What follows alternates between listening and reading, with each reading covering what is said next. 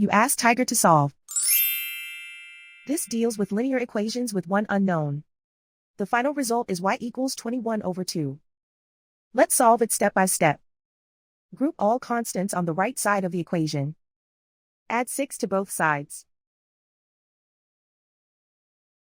Simplify the arithmetic.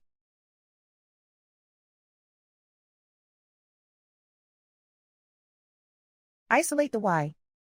Multiply both sides by inverse fraction 3 over 2.